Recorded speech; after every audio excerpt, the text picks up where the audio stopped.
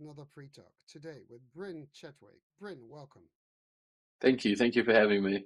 Well, thank you for being here. Please introduce yourself. Hey, so I'm Brynn, founder of Automate. Um, we're an agentic AI consultancy based out of Lisbon. Probably as you can hear, I sound Australian. We focus on, enterprise and large scale businesses, helping them identify opportunities to reduce costs and find opportunities for automation. My background has been in conversational AI specifically over the past 8 years, working across startups and enterprise call centers and taking the turn of the century with everyone else and focusing on agents, not just in the conversational space, but supporting other internal workflows as well.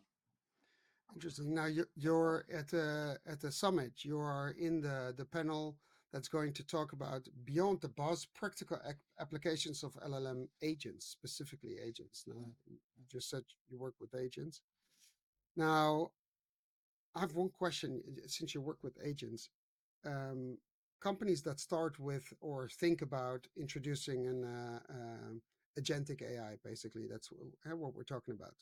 Mm. A lot of them think that the first thing they can do once they've got it up and running, fire people and lower their cost. What's your view on that? But because it's about beyond the buzz. Now, well, I want to know. Yeah, so I mean, it's a sensitive subject, right? We're talking about people's lives here and incomes, but I've found in the past, with automating parts of operational parts of the business, it's actually quite hard to actualize the costs. You can put together a pricing model. You can say, I've deflected, X amount of conversations. I've reduced the workflow or the workload. But I think naturally as humans, those costs can get absorbed in other areas. People change with the software themselves and what might be a few extra conversations, they might be able to spend more time with customers on more complex issues, or they just simply take longer to do a certain task now that it's been automated. So I find, quantifying your work isn't hard. Having the business actualize the costs is a lot harder. Um, uh, I respect that. Well, there's also a lot of buzz then about people saying, okay, agentic AI is coming. We need to reskill or upskill our staff in order, because it's hard to get good stuff, Mm. in order to not have them or be scared of what we're doing, to keep the knowledge in the company. How do you view that? So how do we upskill Upskill or people to? reskill? Yeah, it's interesting. I think obviously education is key and helping people identify that it isn't here to take your job, but maybe support your role to allow you to focus on tasks that matter. You know, for example, we work with financial services and, there's a lot of manual auditing and reporting for end of year financial returns. And, what can be quite tedious work of preparing, an income tax statement for a range of companies, can be quite monotonous and that role can, churn at a high rate.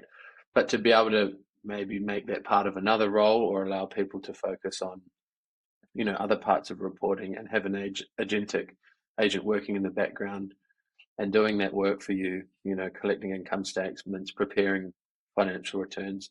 So you simply only have to sort of guide or monitor it through the workflow. It can be used seen as the person supporting that workflow as opposed to being removed from it. So it's about augmenting people. Yeah, augmenting people sounds about right. I think some people prefer to meet that with authenticity and welcome, and some people don't. And yeah, it's a hard one to navigate. If you look at um, what you guys are doing in with Automate, with LLM agents, um, Mm. I I can imagine that a lot of companies or people think that it's easy. You instruct, you get a piece of software, you instruct an LLM to do X, Y, Z, and leave it alone, never look at it again, and have it do its thing. Mm. Um, my impression is it's not that easy. But you're doing it for your customers. So what's your take on that? Yeah, and I mean, a lot of people are treating this as a proof of concept in a way to identify opportunity to do this. So, agents completing workflows is definitely, for some in their infancy, depending on the size of the company, for sure. I think we're talking about companies who have gone maybe from nothing to offshoring this labor overseas into wanting to automate it completely in-house. So there's a lot of red tape, I find, especially, if you're working with financial services or anything that maybe requires speaking to a tax office or a large corporate entity that probably hasn't advanced in a long time. And so I think, there's a lot of work up front working with teams to identify, oh, sure, it's only, quite a small task that needs to be done. It shouldn't be too hard. But I think it's thinking about, all the touch points that these agents affect, not just the simple tasks they complete. So there's always security concerns. There's always, you know, management of people and change management and training them to work alongside it and focusing on the workflow. I think this is probably one of the core parts in looking at what systems these interact with it and whether it's possible for them, because a lot of these companies can be, and at times embedded in a lot of large scale enterprise legacy systems that this agent needs to speak with, and it's not always so straightforward. So there's definitely a technical aspect, a security and compliance aspect that needs to be considered, but there's also, the experience of the person or how it interacts with people within the business. And sometimes this seems like the easiest part, and it's the funnest part to maybe design or create. But I think things definitely start to slow down if security, compliance, technical considerations haven't been considered. That is a showstopper usually. Yeah, yeah. But let me. I read an article about a lot of companies using Microsoft 365 and now Copilot, allowing them the employees to create their own agents. Mm, And this article said basically it's an ICT managers, it's compliance managers, it's an security managers nightmare, because if everybody can make their own agents, having access to data sources and what have you, um, uh, there's going to be a total mess and it's yeah, uncontrollable. yeah. How do you view that? Because you deliver an external solution, and basically the Microsoft thing is sort of an internal solution.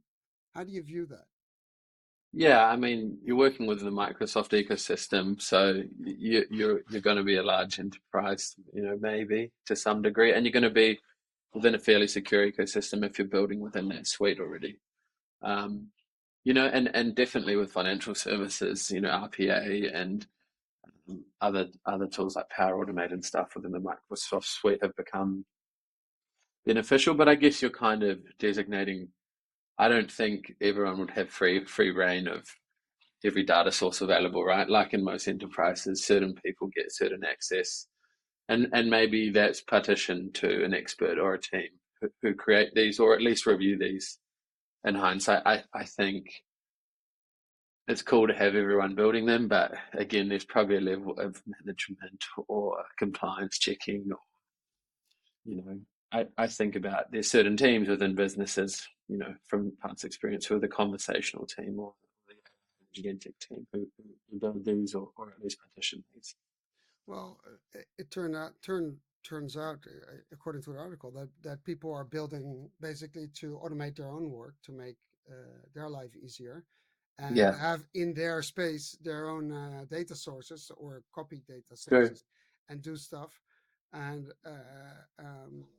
but but if you look at it from a distance, it's sort of become where a lot of companies are busy reducing their ICT landscape to make it simpler and understanding what happens, introducing this into the field without controlling it, or centralized control, whatever, Mm, or have a structured process and team in place that does this. Where so you know where it happens. It's the next nightmare of companies that they have bots left and right doing stuff, and they have no control over it because employees built their own.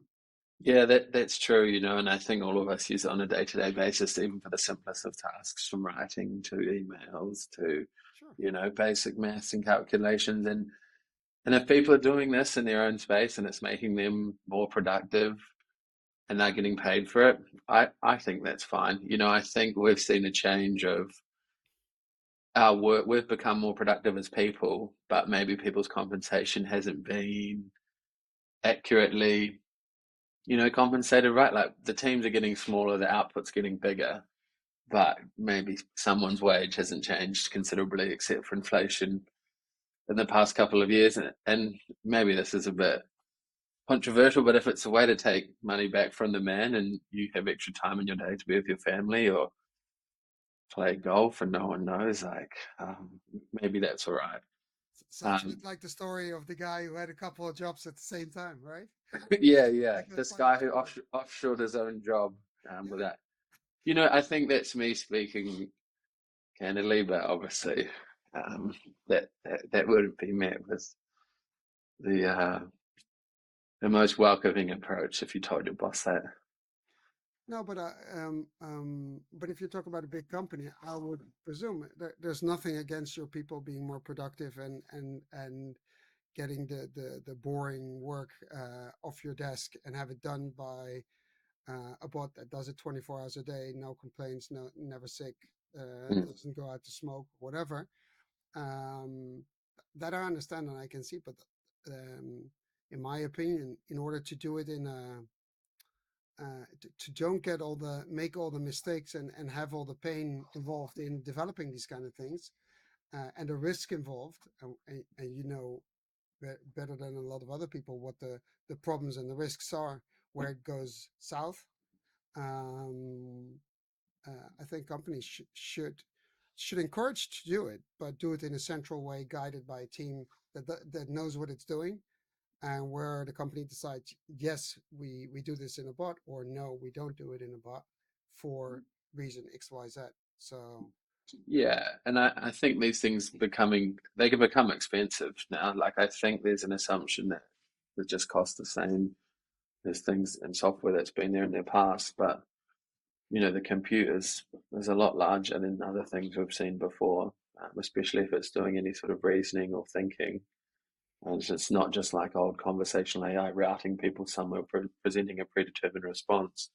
If we're allowing it to go do some research, form its own output, and deliver that, if you have everyone doing that's not going to be cheap, And so so there's we're probably, talking token cost and compute power. yeah, I guess so if you're doing anything crazy. And you see people's software pricing model changing, right? I think Salesforce quite like openly sent that like it was €2 or £2 a message, $2 sorry.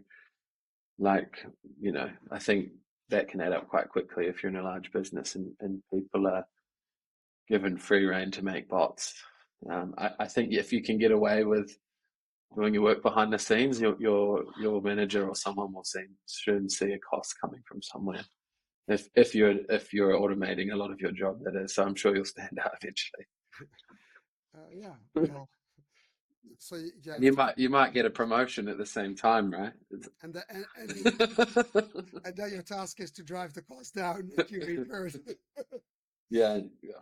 Well, at least you know where it comes from. But if you think about this, and you're totally right about the hidden cost of token cost and compute power. That's a forgotten thing. That's why people think, oh, AI makes our life easier and cheaper. But if you use it at scale, besides all the risks, there's this, and this is my concern. If there's a strategic thing here, because if you move everything to the cloud and do all the AI in the cloud and all your computing in the cloud, of course, the cloud suppliers like AWS and Google and Microsoft, Azure, and what have you, they're interested to do as much as you can in the cloud, Mm, uh, um, do a lot of AI, and basically you give them full control over your business model. mm, And at some point, companies will fire people because they have everything automated. or a lot of the processes, and with the use of AI. And then it becomes really interesting because then your business models is for, I don't know, a large percentage dependable on the cost these suppliers will incur, or Yeah. the bill that will send you. And then this thing is like, oh, we automated our work, but we forgot about the compute power and the tokens. Um, Well, this that I do have a story for this. cool. Interestingly, if this helps, and maybe people can learn from it, is we had a job with a client similar to Booking.com that you have there in the Netherlands, one of those sort of OTA online travel providers. And this is the release of 3.5 Turbo or similar. And the traditional way to make a search is you pick your dates, you pick your location, you might pick how many people, and if you're lucky, there might be like an amenities search with that supply, and that kind of helps you narrow down your search results, right? What you're looking for, and we're so trained within that UI model how to do that as humans that it's quite natural. And so, we thought maybe we can use natural language to do a search, and people can just say whatever they want, and they'll get back exactly what they want, and that'll increase conversion and checkout time because they'll be able to say exactly what they want. And lo and behold, no one really knew what they want for being there, and so we built this prototype model over the top of the interface that just was like, where would you like to go? And lo and behold, we gave too much free rein, and people were just typing on holiday to Mexico, to Amsterdam, but no one was specifying, their amenities within their natural language search, and therefore it was actually decreasing checkout conversion because they needed some guardrails and they actually needed support. And maybe if the interface was conversational, and prompted, it would, return, hey, where do you want to go? How many nights? And we created a series of iterations. But, when we rely on a large amount of traffic coming into your site and creating multiple thousands of searches, millions of searches a day, as soon as you put a chat window on there that isn't quite complete, yeah, and say we segmented at 10%, you're getting a lot of real nothing bounce rate searches of people just saying something really basic, because I think we kind of expect the AI to do it for us, and it became really expensive, and we shut it down. I can imagine. There is something to say for structured bots here and there. Yeah, for sure, and I think as soon as people now see an interface that resembles ChatGPT or Anthropic or Claude, whatever, people just expect the same level of output or power. And most of the time, a lot of businesses starting with this technology don't have the resource or capacity to deliver something probably as equally as impressive. And it definitely takes a lot of iterations, but it can be quite expensive. And I find businesses almost expect the result from day one, and are too scared to maybe invest too heavily into it if it takes too far away from their core business model. I'm glad you shared this because it takes away a small illusion of AI being cheap, and Yeah. because this is one thing, and I'd love to have your take on this. You see a lot of companies, okay, let's do AI for whatever reason, and a lot of times they haven't thought it through because their competition is doing it, they should do it as well. So there's not really a proper business case. So they give budget and create a team. And for the first year, everything is funded, right? They can do whatever they want and blah, blah, blah, blah. And then, of course, after a year, they have something and it's a little bit working, but they need more money, more people, more tech. And then it becomes interesting because a lot of companies forget, and that's the same with regular conversation design. If you Mm, want to have a good chatbot, you need to maintain it. There needs to be a team around it that maintains it and does the work, right? So it's not only the initial investment or the first year, you need to continue. mm. And the more users go through it, the more you need to maintain it. Yeah, and I found there's always like a plateau, right? Like I've definitely been on a team that was spun up out of good faith of the right people in the right business to go, no, if we stick at this, we can do something. And, I think we picked up a proof of concept chatbot that had like 5 intents, and everything else was put in a bucket of transfer to agent. And, I think we had a year to probably pull all of that out and create a series of intents and entities around it. And lo and behold, it automated it. And, we hung around for a few years doing that. And automation started at 10% and got to close to 80. And then you do it in voice, you do it in the mobile app, you deploy the same thing across channels and really try to find, can you actualize the benefit of this for the business? And you're showing it, you can, but it can't always be reported on it. And when your product doesn't generate sales, it's meant to save money. If you're just growing a team to build more intents, like they look at it pretty closely after a while and start asking questions, I find. And I think even today, some of those teams would be cut down because there's sort of like a plateau, right? When the conversation gets too complex, it's like you guys don't really need to do much more until technology advances, sadly. But I guess, maybe like you build an outbound bot, if you're generating leads, you can put a cost to a lead quite easily with automation. Whereas when you're doing inbound and you're trying to reduce costs of a business, you can't be expensive. You can't keep bringing in new models. Do you think that this is an interesting insight, and I can relate to it, and I think Mm-hmm. that's one of the problems why we see so many not so good bots around in a lot of Mm-hmm. companies, For sure. because they started off great and then they didn't have the budget or don't have the budget to maintain it, to upgrade the tech, etc., and to enough people to monitor it and to change the intents. And that's when the customer experience goes down. And then they say it's a bad bot, but it's not a bad bot, but it became bad because it didn't Yeah. have enough budget. And so, how, in your opinion, should a chatbot, whether it's an LLM or an LLM agent, how should it be managed in a company? Whose attention should it get in order to make sure it gets the proper funding and attention and staffing around it during its lifespan? Yeah, so what I found interesting with a past client is they really had buy-in not just from technology but from a customer experience team or like a human resources team that was invested in the call center and people and the experience of their customer, but also had buy-in dually from a technology department within the company. So they kind of had shared responsibility.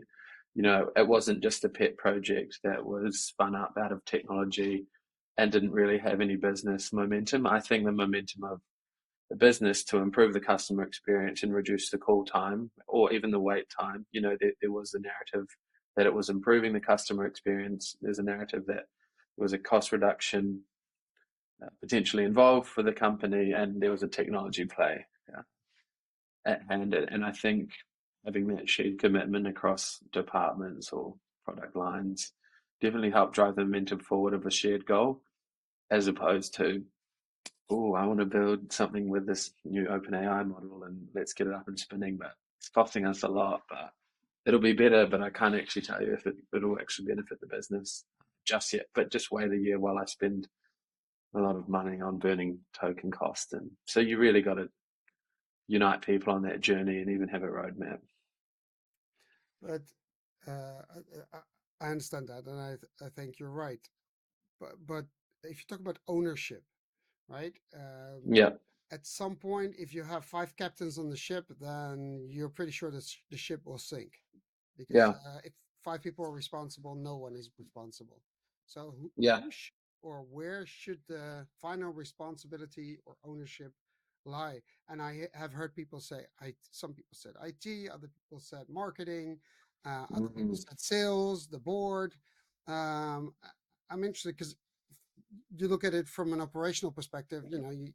You actually make these things for mm, companies, and you see when you deal with a certain department, it's better or worse, right? yeah, yeah. I mean, technology always owned it from my experience. There might be, and you got to want them to own it, right? So it takes someone within technology, whether it be a product manager or head of technology or some department, to really take ownership and own the budget of it for sure. But you definitely need to have, and building it, you've got product manager, engineers, conversation designers, AI trainers, whatever the structure may be, ML engineer for the platform. But yeah, you need to sort of build that team and technology around that piece of technology, but you also kind of need a strategic partner within the business who is going to provide that narrative a bit more for you if you're not doing it yourself. And I found we sort of had in the past heads of customer experience or people within the call center who kind of believed in the technology and wanted to make it happen, but didn't have the means to do so, and therefore, partner with technology externally, and then potentially build that internally and own that together. So the people that have for the work they're doing or what they're responsible have a vested interest in using this technology or these solutions in order to create a great customer experience. Is that what you're saying? Yeah, for sure. I think maybe touching on like the entrepreneur, right, is doing all the research outside and likes AI, but maybe isn't capable of building it themselves, and they might secure budget for a proof of concept and get some momentum and be able to convince someone within technology to spin up a team and uh, you know deliver something of value to the business. Can I ask you to look ahead? If you look, I don't know, 5 or 10 years ahead. I'm not a futurologist, so I have no idea. But with Mm. the knowledge you have, you look ahead and look at LLM agents or agentic RAG or whatever. Um, how is um, blue collar, no, white collar labor going to look like in white collar is office, right? Blue collar is Yes, blue collars building houses and stuff, yeah, white yeah, yeah, collars. white collar. So Yeah. what is white collar work is going to look like in 5 or 10 years for the Yeah, I mean, it doesn't look good right now, right? Like, but this podcast will like, go into history. It's like, you know what Brynn said? I mean, it's the writing's on the walls a bit. Like, people are saying they can do I think Zuckerberg said it the other day, mid-level engineering by like next year with agents. I see some Devon or someone saying they've got an engineer you can, $8 an hour or something using this like developer agent. Product managers are getting cooked as well. Like they're expected to do everything now, like prototyping and pretty high-end coding tools or low coding tools, but require some significant level of, prototyping. If they remove the designer from the team and it's just product manager and engineer, like their role has become quite large and is transforming, analyzing data, using AI, putting together scopes with work, using AI to do a lot of this templating, prototyping, building all the specs, having all the meetings, convincing everyone to get going. I feel like certain roles are changing. Um, yeah, it's an interesting time. I feel like what once was like the desired job with high income bracket is now becoming commoditized super easily, in irony almost a little bit.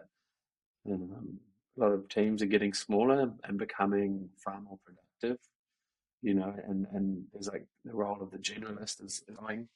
You have less specified specific roles, in that higher paced startup environment. I think these idea of delivery managers, different designers, product managers, product owners, engineering leads, engineering managers, like probably just going to be three people. Then it's most likely engineers and maybe a product manager. Or if there's none of that, it's probably a designer and engineers, and they share delivery together. And a couple of AI agents. AI agents, and there's this concept I've seen recently of the sim, where you almost create a version of yourself, which is your attributes, your things you need in your style of working, and your agent just works with your sim, and you just maintain your sim to your preferences, and the agent works with that. Um, so I'd like to see more of that actually. I'm using some of it, and it works. It saves me so much time to I'm a fan of it. But I do think human in the loop stays important, and Yeah, but for that you need to reskill and upskill people to understand what it is that we're doing yeah, and what's happening, and to And the other thing is you can rescale and upscale, but it needs to be a continuous process of reskilling and upskilling. It's like um, uh, it's like having a hernia, and then the doctor says, okay, you need to go to rehab for physical exercise, blah, blah, and get moving, blah, blah, blah. But Yeah, once you have one, you need to do that for the rest of your life to stay out of trouble. Once you stop doing it, so I think it's the same thing with the development we have here for the white collar workers that are upskilling and reskilling. It needs to be a continuous process, because tech is changing so fast yeah, that you need to keep up in one way or the other in order to be relevant or be yeah, yeah. And it can be overwhelming, right, for people. And I think a lot of people, a lot of us, a lot of us don't know. Like I think we all think we know, and we can try our best to predict and oh, this is going to do this and automate this. And if we use this technology, and anyone who's racing against the technology can't keep up with the deployments of new models, almost weekly now. it's Um, yeah, it's astonishing. it's either really expensive or like get left behind at the moment. So, a bit of patience and a bit of understanding is probably necessary as well. If you're if you should advise a company that is considering to start with LLM agents, or doing some changing some of the work, automating it with agents, Yeah. um, what would you tell them where to start and how to approach this? I would probably build the momentum internally first, right?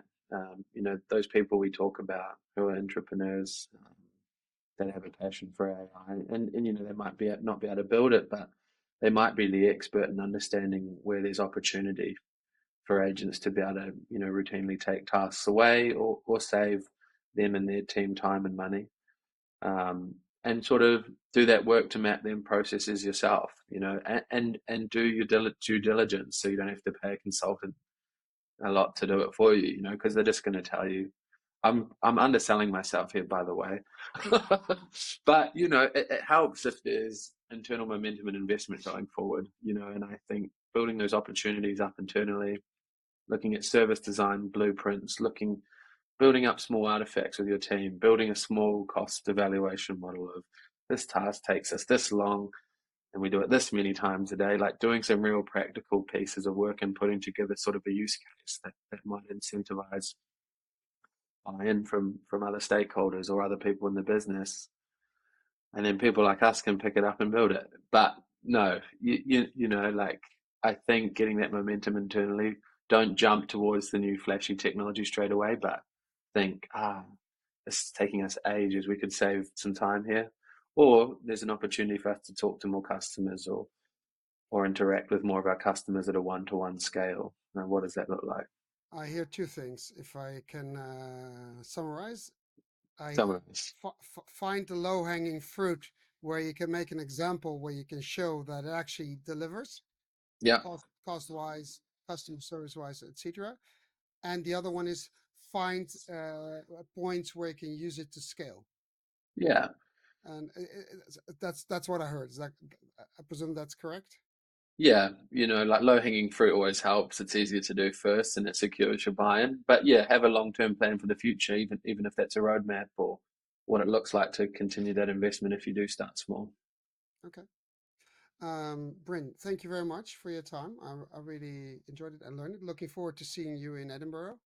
Oh, And nice. have a beer, Yes, yes, that's Australian right. beer, right? Yeah, yeah. I mean, not Foster's, but anything else but that if we can find it. But We'll see. We'll see. I'm excited. I'll see you there. Thank you very much, and good luck with your company. Thank you. Thank you very much. Okay.